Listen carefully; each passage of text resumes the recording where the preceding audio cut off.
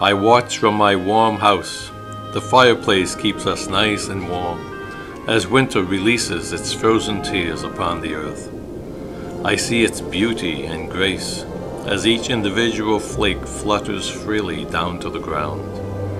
I can only think to myself while I'm in the comfort of my home. No. How a beautiful evening can be. No. So cold and... No, no, no, no, no. What do you think Scriptura is? A mindless bunch of preschool children who have no idea what good literature is? No, they only choose the best of the best. What do you call this? A poem. Wrong! This is the stuff that you look at after you sneeze into a tissue paper. In fact, this probably is the tissue paper. Honestly, how many poems about winter do you see? You have to be original. This is not original. This is what happens when you toss Robert Frost's work into a blender. Now start over.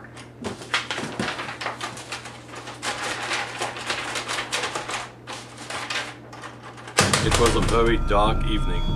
Many say it's dangerous to be out and about at this hour. There are rumors about staying out late. Those that give any advice warn listeners never to stay out past midnight. Change. What? It's always midnight. Everyone always foreshadows about midnight. Come up with your own ideas, for crying out loud.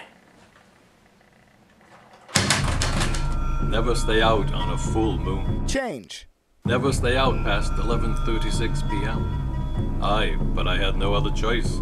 It was essential for me to get home, and Professor Hoffman had kept me after school for believing and spreading these rumors. It was cloudless with a bright, shining moon. Change. It was a dark, scary, stormy night. Change. I didn't notice the weather, thanks for asking. There was a feeling in my gut that told me that these rumors were right.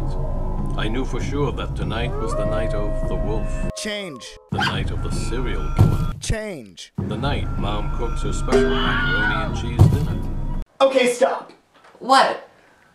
You're writing a Summers High School horror story? You can't have that here. Well, why not? Hello? This is Summers. Population corn. Be realistic. Nothing supernatural or super scary ever happens around here. If you want your work accepted into Scriptura, it has to make sense. Should I rewrite this? No! No horror stories! Write something else!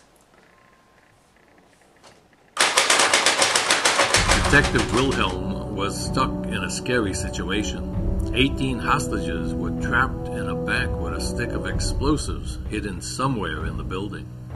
The robbers were heavily armed when they stormed the bank. They hid the bomb and proceeded to take as much money as possible. However, the teller was able to trip the silent alarm and police were on their way. Detective Wilhelm was the first man on the scene and quickly met the sixth man. "There's a bomb in this building," the first man teased. "It'll blow 90 seconds after I push this button. And you will search high and you will search low, but you won't find the explosive." He pushed the button. "Good luck," he yelled, as he and his men fled. Wilhelm acted quickly.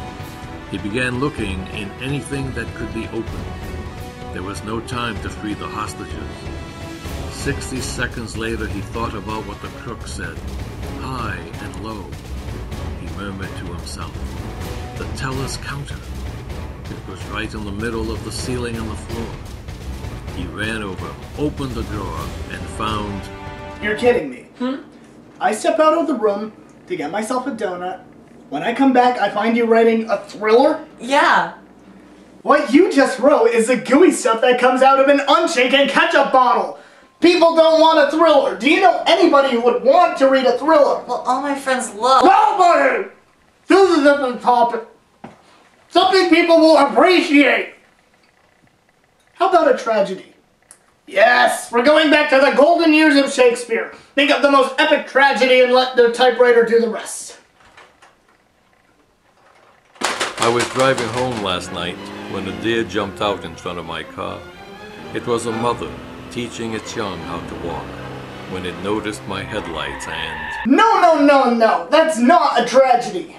But The deer was a mother. That's not a tragedy. That's a hard-boiled rotten egg. A tragedy is about a person who you are rooting for, and then winds up falling. They're the main character who has it all, and then loses it in a tragic way. Generally, dying. I was driving home last night in my brand new gleaming Lambo when a deer jumped out in front of my car. I panicked and slammed my foot on the wrong pedal. I headed towards an inconveniently placed brick wall while driving at maximum speed when I... Oh, come on! That was even worse than your first attempt. Have you ever read Macbeth? Julius Caesar? Hamlet? Anything? No. Never mind. Let's go back to poetry. I watched from my warm house. No!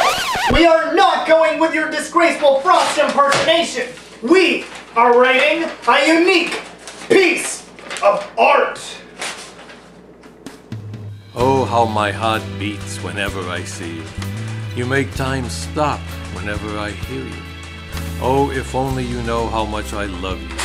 Then you can see me floating in the sky above you. When that day comes when our eyes meet, we'll both be ready, our lives complete. When our hearts combine, there'll be not a thing to say, for it's our everlasting love that will sweep us away. What are 2 words to describe this poem? How about vomit-inducing? Everyone has written a love poem at least once in their life. Scriptura must get at least 5 a day. You're never going to get anywhere writing that. Now try again without making me cry in disgust. Roses I read, violets I blew. My friend is a critic. What on earth could I do? Oh, you think you're so funny, eh? Well, I'm done! I cannot work with someone who has no appreciation for art! Writing is a gift. You take that gift and wrap it with newspapers and give it away with a piece of masking tape saying Merry Christmas in the middle of September! I will not read another one of your pointless, dastardly writings! I've got better things to do, like sorting the laundry! If you want to send something to Scriptura, send them this annoying conversation, anything than what you deem worthy.